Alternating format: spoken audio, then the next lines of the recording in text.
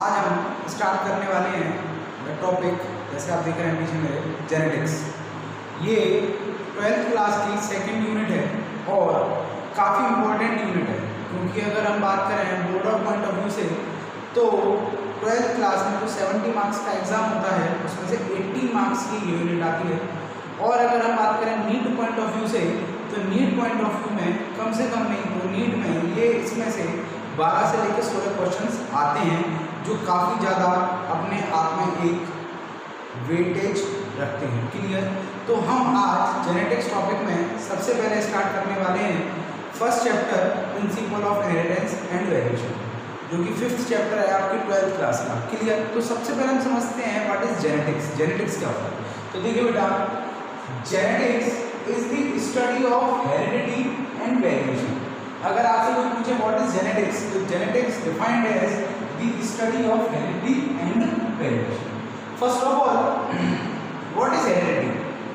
तो the transfer of characters from one generation to another generation, मतलब किसी भी कैरेक्टर्स का ट्रांसफर होना from one generation to another generation is called heredity. Whereas what is variation? The difference in characters between parents and their offspring. Offspring मतलब child. Clear? तो याद रखिए बेटा, उनके बच्चों में और उनके पेरेंट्स में आपस में क्या क्या डिफरेंस है और क्या क्या कैरेक्टर्स ट्रांसफर हो रहे हैं, इन दोनों की स्टडी को हम क्या कहते हैं? जेनेटिक्स कहते हैं। ये टर्म जेनेटिक्स किसने दी थी? सबसे पहले 1906 में साइंटिस्ट थे विलियम विल्सन, इन्होंने ये टर्म दी थी। क्लियर? अब याद रखो बेटा, अगर हम जेनेटिक्स को एक और तरीके से अगर डिफाइन करें तो याद रखिए genetics word contains two part, gene and statics. Gene and statics आप देख रहे होंगे, gene is the part of biological word. Clear? But the static part is the part of math.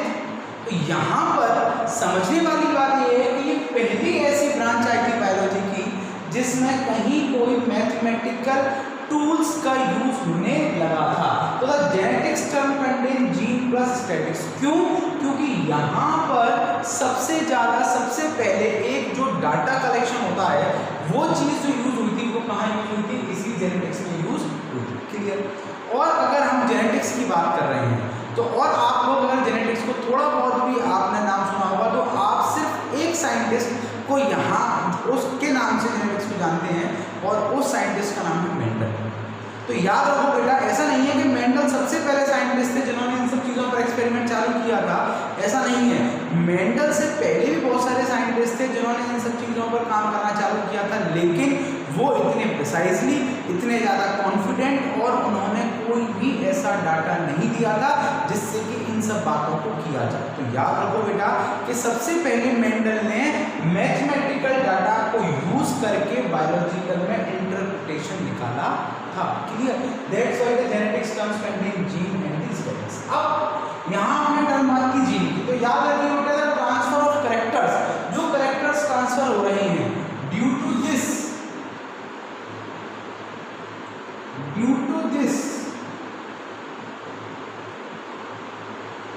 similarity and variation, और इसकी वजह से similarity और variation दोनों ही आते हैं। याद रखिए बेटा, अगर सिमिलैरिटी आ रही है या वेरिएशंस आ रहे हैं, दोनों का कारण, दोनों का रीजन बेटा क्या होता है? जीन। दोनों का कारण क्या होता है? जीन ही होता है। जीन ही वो एक फैक्टर है, वो यूनिट है। मेंडल ने जिसे फैक्टर कहा था, एक्चुअली आज हम उस चीज को जीन के नाम से जानते हैं, और जीन ही वो एक फैक्टर है, वो यूनिट है जो ट्रांसफर होती है from one generation to the another generation. तो इस जीन को हम, it is called the unit of inheritance. Unit of inheritance. Mendel called them factor. Mendel called them और मेंडल ने इसे क्या कहा था, फैक्टर कहा था। लेकिन जो टर्म जीन है, term gene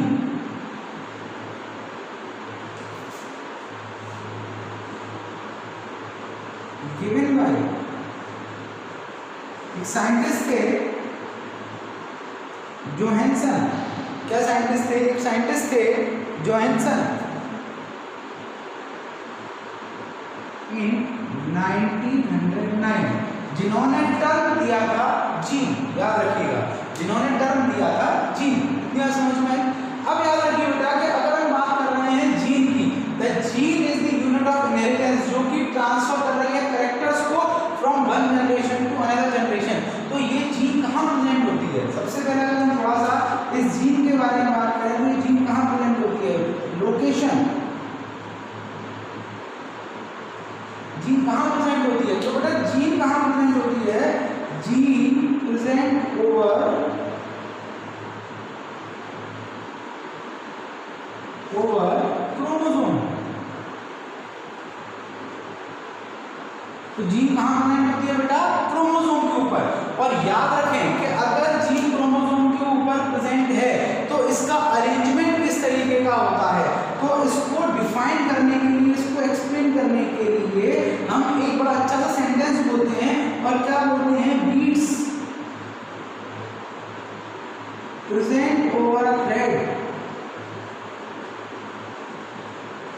over a thread, just like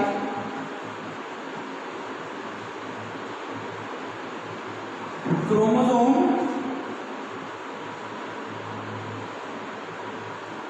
just like gene present over the chromosome, present over the chromosome।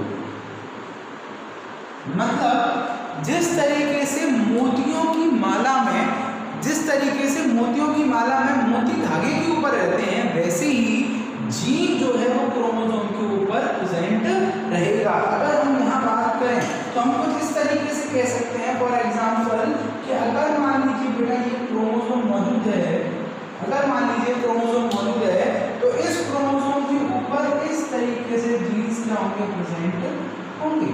क्या होंगे? इस tariqe से जीन्स प्रेजेंट होंगे। क्लियर? अगर ये क्रोमोसोम प्रेजेंट है तो इसके ऊपर जीन्स इस तरीके से प्रेजेंट होंगे। और the part eight which gene is present called loci या लोकस। याद रखना कौन सा पार्ट। फॉर एग्जांपल मान लीजिए कि ये एक क्रोमोसोम मौजूद है, मान लीजिए बेटा ये क्रोमोसोम मौजूद है और ये उसका क्रोमोसोम पार्ट है, और ये मान लीजिए एक जीन मौजूद है, तो ये जीन इस पार्ट पर लगा है। तो क्रोमोसोम का वो पार्ट, क्रोमोसोम का वो पार्ट जहां पर वो जीन प्रेजेंट है, इट इज कॉल्ड लोकाई। तो अगर मान लीजिए इस क्रोमोसोम पर 25 जीन प्रेजेंट है, 25 genes are present over this chromosome, then how many loci are present? 25 loci are present. ठीक। तो हियर इज द, दोबारा से पूरी बात को अगर समझने की कोशिश करें बेटा, ध्यान से समझेंगे कि जेनेटिक्स को अगर हम डिफाइन करते हैं तो the study of heredity and variation. Heredity का मतलब हो गया transfer of characters from one generation to another generation, और वेरिएशन का मतलब हो गया बेटा कि difference in characters between parent and their offspring. और दोनों ही चीज के लिए रेस्पॉन्सिबल कौन होता है बेटा? जीन रेस्पॉन्सिबल होता है। क्लियर? उसको मेंडल ने क्या कहा था बेटा? उसको मेंडल ने क्या कहा था? फैक्टर कहा था। याद रखिएगा बेटा, मेंडल ने क्या कहा था? उसको फैक्टर कहा था। और जो टर्म जीन है वो किसने दिए थे? जो साइंटिस्ट थे, इनका नाम था जोहानसन। क्लियर? इन्होंने ये टर्म।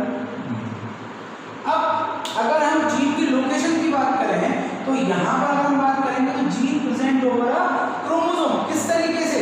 जिस तरीके से मोतियों की माला में मोती धागे के ऊपर रहते हैं, उसी तरीके से जीन उस क्रोमोसोम के ऊपर प्रेजेंट रहेगा। ये बात समझ में आई? चलिए अब इसके बाद में नेक्स्ट अगर हम कुछ और बात करें तो देखिए और क्या बात करेंगे हम।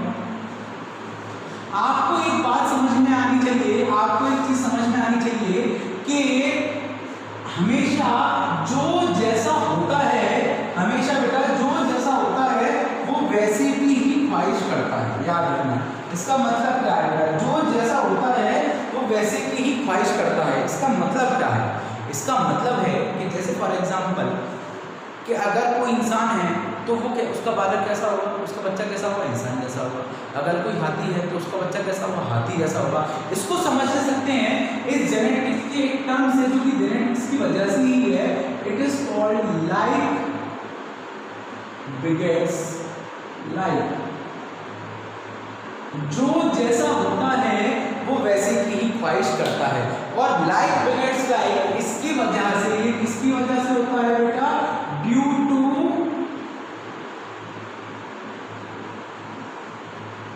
Inheritance of character through gene. तो याद रखिए बेटा कि due to inheritance of character through gene, इसी की वजह से आज हम अपने मम्मी पापा से या हम अपने घर खानदान वालों से हम मिल पाते हैं। क्यों? क्योंकि वही जीन्स हैं जो हमारी सराउंडिंग्स में कहीं ना कहीं ट्रांसफर हुए। फॉर एग्जांपल हमारे बाबा हैं, अम्मा हैं, उनकी जीन्स हमारी बुआ में, हमारे फादर में, हमारे चाचा में ट्रांसफर हुआ। फिर उसके बाद में हमारे फादर के जीन्स जो हैं वो हम में ट्रांसफर हुए। तो वही जीन्स जो ट्रांसफर हम में हो रहे हैं उन्हीं की वजह से बेटा, उन्हीं की वजह से क्या हो रहा है? वो कैरेक्टर्स ट्रांसफर हो रहे हैं, जिसकी वजह से हम और वो एक समान दिख रहे हैं। ठीक है, तो अब अगर हम थोड़ा सा जेनेटिक्स को और डिटेल में जाएं तो बेटा जेनेटिक्स की 3 ब्रांचेस प्रेजेंट होती है। याद रखिएगा, जेनेटिक्स की कितनी ब्रांचेस प्रेजेंट होती हैं? 3 ब्रांचेस प्रेजेंट होती हैं। याद रखिएगा। अब 3 ब्रांचेस प्रेजेंट हैं जेनेटिक्स में। सबसे पहली ब्रांच है बेटा क्लासिकल जेनेटिक्स, दूसरी होती है मॉलिक्यूलर जेनेटिक्स और तीसरी है ह्यूमन जेनेटिक्स। और आपके इस सिलेबस में तीनों ही हैं। आपके इस एनसीईआरटी में बेटा तीनों ही हैं। याद रखना, आपके इस एनसीईआरटी में तीनों ही हैं। तो वो तीनों हमको पढ़नी है। कौन कौन सी? ये पढ़नी है हमको 5वें चैप्टर में जो हम पढ़ रहे हैं, ये आपका नेक्स्ट चैप्टर है, और फिर ये आपका नेक्स्ट चैप्टर है इवोल्यूशन वाले में। तो याद रखिएगा classical genetics, molecular genetics and आपका ये आ जाता है आपका कौन सा? Human genetics. अब याद रखिए बेटा, सबसे पहले हम क्लासिकल जेनेटिक्स की बात कर रहे हैं तो study of genes and their inheritance.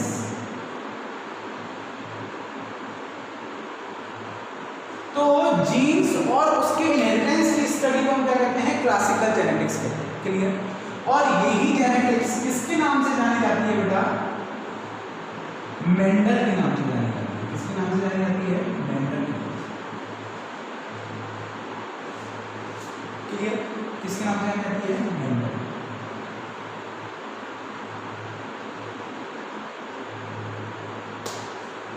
चलो, दूसरा है मॉलिक्यूलर जेनेटिक्स।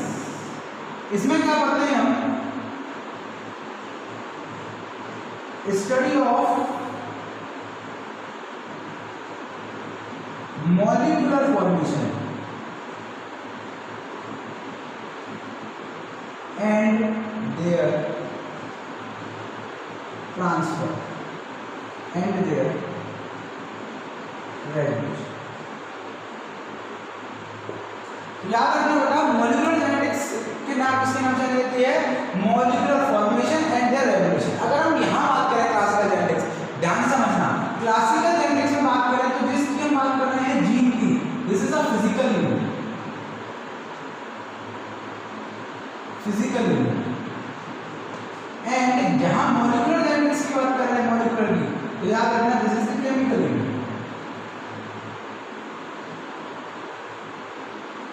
और इस केमिकल यूनिट में क्या आता है? DNA, RNA and protein. ठीक है, और लास्ट में आता है बेटा ह्यूमन जेनेटिक्स। तो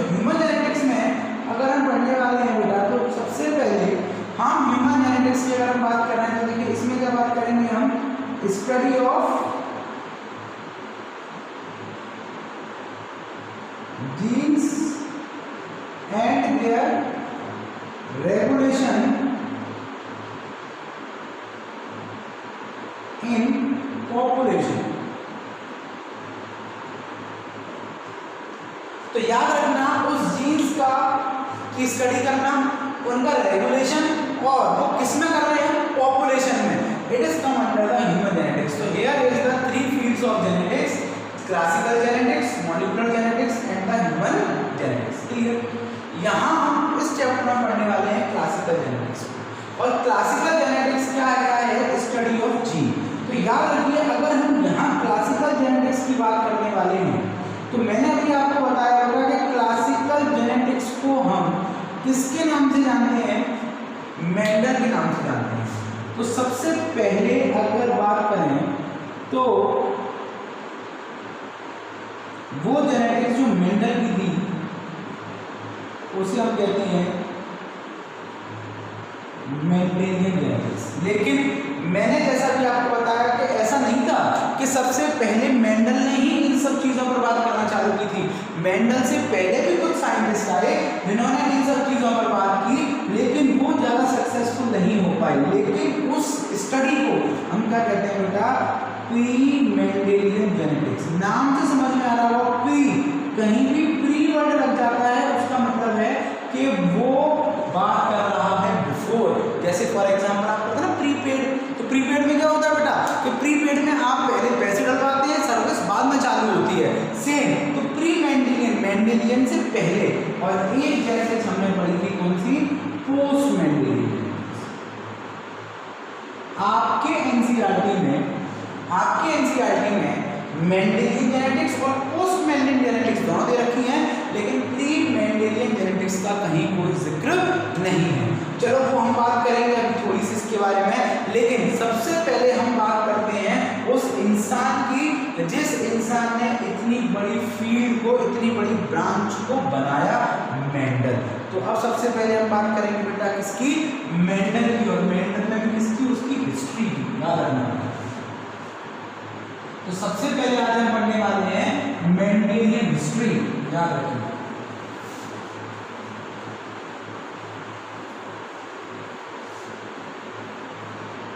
आज हम सबसे पहले पढ़ने वाले हैं बेटा मेंडेलियन हिस्ट्री।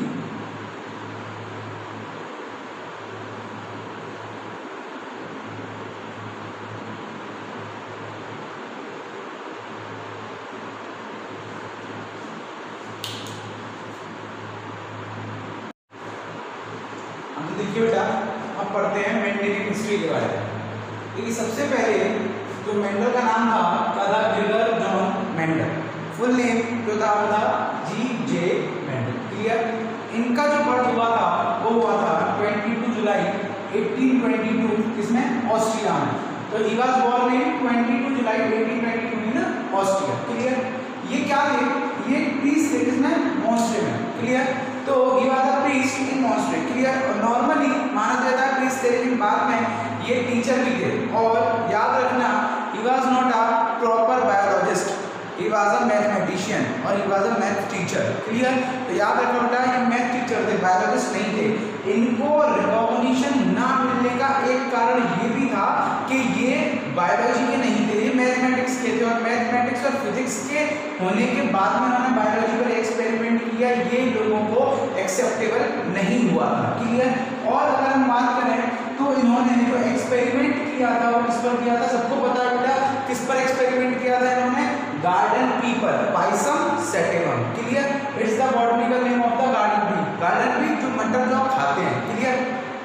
अब इन्होंने जो इस प्लांट पर काम किया था कितना किया था, 7 इयर्स। क्लियर। कितना किया था इन्होंने बेटा, 7 इयर्स, 1856 टू 1863। और हम जानते हैं कि गार्डन पी को जो इन्होंने चूज किया था उसमें इन्होंने 7 वेराइटीज ली थी। कितनी वेराइटीज ली थी, 7। मैंने आपको बताया कि देखिए, और आपको पता भी है कि एनसीईआरटी में अगर आप देखेंगे तो एक टेबल में वो 7 कैरेक्टर दे रखे हैं जिन कैरेक्टर्स पर या जिन ट्रेट्स पर उन्होंने एक्सपेरिमेंट किया था। तो वो जो 7 वेराइटीज थी, लेकिन आपको एक इंटरेस्टिंग बात बताता हूँ, फैक्ट बताता हूँ क्या है।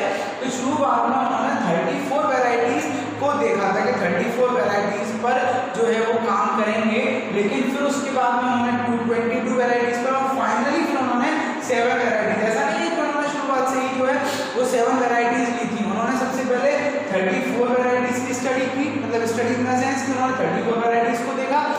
बाद में फिर वो आए 22 वेराइटीज पर और लास्ट फाइनली उन्होंने 7 वेराइटीज को कलेक्ट करके उस पर स्टडी की। अब 7 साल के एक्सपेरिमेंटल पीरियड के बाद, मतलब 7 साल के एक्सपेरिमेंटल पीरियड के बाद उन्होंने जो अपने रिजल्ट थे, जो अपने कंक्लूजन थे, वो कंक्लूजन उन्होंने किसमें, एक जैसे फॉर एग्जांपल कि अगर आपने कोई काम किया है या आपने कुछ किया जिसकी इंफॉर्मेशन आपको देनी है, तो आप इंफॉर्मेशन किस पे देते हो? आज की तारीख में सबसे ज़्यादा तो नेट है, चाहे वो सोशल नेटवर्क की साइट हो या नॉर्मली गूगल हो, उस पर आप इंफॉर्मेशन देते हैं। नॉर्मली न्यूज़पेपर में इंफॉर्मेशन देते थे। ऐसे ही न्यूज़पेपर के साथ साथ में साइंस फील्ड में भी कुछ ऐसे जर्नल्स, कुछ ऐसी बुकलेट्स, कुछ ऐसे न्यूज़पेपर होते हैं जिनके द्वारा हम साइंस में हो रही जो भी आपकी एक्सपेरिमेंट्स हैं, जो भी उसके कंक्लूजन से वो आते हैं। तो बेटा उन्होंने अपने जो कंक्लूजन, अपने रिजल्ट किसमें दिए? उन्होंने ये वो पेपर, वो जर्नल था जिसमें उन्होंने अपने काम को पब्लिश किया। For example annual proceeding of blue natural science, ये वो जर्नल था जिसमें उन्होंने अपने काम को पब्लिश किया और जिस हेडिंग के अंदर उन्होंने अपने काम को पब्लिश किया वो कौन सा? Experiment in plant hybridization. लेकिन याद रखना बेटा 7 साल के इस सब कामों के बाद में, इतने सारे रिजल्ट के बाद में भी उनको रिकॉग्निशन नहीं मिला। हम पढ़ेंगे अभी आगे कि ऐसे क्या क्या फैक्टर्स थे जिसकी वजह से उनको रिकॉग्निशन नहीं मिला। लेकिन वो उसके बाद में 1884 में वो उनकी मौत हो गई, उनकी डेथ हो गई। क्लियर बेटा? तो his work was not recognized and he died in 1884। Clear? अब याद रखना बेटा एक और इंटरेस्टिंग फैक्ट बताता हूँ। क्या इंटरेस्टिंग फैक्ट है कि उन्होंने सबसे पहले गार्डन बी पर काम किया था। ये सबसे पहले साइंटिस्ट नहीं थे। याद रखना इससे पहले दो साइंटिस्ट थे, night and Gauss. Night and Gauss याद रखना, ये दो साइंटिस्ट थे, नाइट एंड गॉस, जिन्होंने सबसे पहले इस सब पर गार्डन बी पर काम किया था। क्लियर? Before Mendel. और उन्होंने, मेंडल ने इनके काम को आगे एक्सटेंड किया और वो उन्होंने फिर जो रिजल्ट थे वो इंटरप्रेट करे। क्लियर? अब इसके बाद में नेक्स्ट अगर हम बात करते हैं तो एक और आपको बात बताता हूँ, सिर्फ मेंडल ने पाइसम सैटाइवम या गार्डन बी पर ही काम नहीं किया था। उन्होंने इसके बाद में हॉपवीड और लेब प्लांट, दो प्लांट थे जिनको उन्होंने सिमिलर एक्सपेरिमेंट किए। लेकिन इनके कंफ्यूजन होने का भी एक कारण ये था कि बेटा जो रिजल्ट इस प्लांट पर आए वो रिजल्ट इन प्लांट्स पर नहीं आए, तो वो खुद ही अपने आप में कंफ्यूज थे, self confused, because the same result is not come with these plant as the garden bee। Clear? तो बेटा याद रखो गार्डन बी पर जो उन्होंने एक्सपेरिमेंट किए, जो रिजल्ट आया उनको ये क्या था कि उनको ये था कि वही रिजल्ट इन प्लांट्स के साथ में भी आने चाहिए। लेकिन वो रिजल्ट इन प्लांट के साथ में नहीं आए क्योंकि बहुत सारे इन प्लांट्स में कमी थी। क्या कमी थी? एक तो ये प्लांट सेक्सुअली रिप्रोड्यूस नहीं था, दूसरा इस प्लांट्स में इंटरमीडिएट कैरेक्टर्स आते थे। इसमें एक टर्म आती है, मैं आपको वो टर्म आपको बता दूंगा अभी। एक टर्म आती है जिस टर्म का नाम है, यहाँ मैं वैसे लिख दे रहा हूँ आपको, जिस टर्म का नाम है ब्लेंडिंग इनहेरिटेंस। और ये आपके क्वेश्चन भी कई बार पूछ लिया जाता है नीट में, ब्लेंडिंग इनहेरिटेंस। तो याद रखो what is blending inheritance. Clear? अभी हम समझेंगे कि व्हाट इज ब्लेंडिंग इनहेरिटेंस। तो याद रखना बेटा कि यहाँ पर ये प्लांट ब्लेंडिंग इनहेरिटेंस शो कर रहे थे, लेकिन पाइसम सैटाइवम या गार्डन बी या मेंडल की जो रिसर्च है उसमें मेंडेलियन जो इनहेरिटेंस है, मेंडेलियन जो जेनेटिक्स है, उसमें ब्लेंडिंग इनहेरिटेंस शो नहीं होता है। क्लियर? अब याद रखो बेटा कि कोई भी साइंटिस्ट या कोई भी रिसर्चर किसी भी एक्सपेरिमेंटल एनिमल या प्लांट को चूज करता है तो उसके कुछ अपने क्या होते हैं, कैरेक्टर्स होते हैं जिनकी वजह से उन प्लांट्स को वो चूज करता है। तो अब हम पढ़ने वाले हैं कि वो कौन कौन से कैरेक्टर्स थे जिसकी वजह से मेंडल ने गार्डन बी को चूज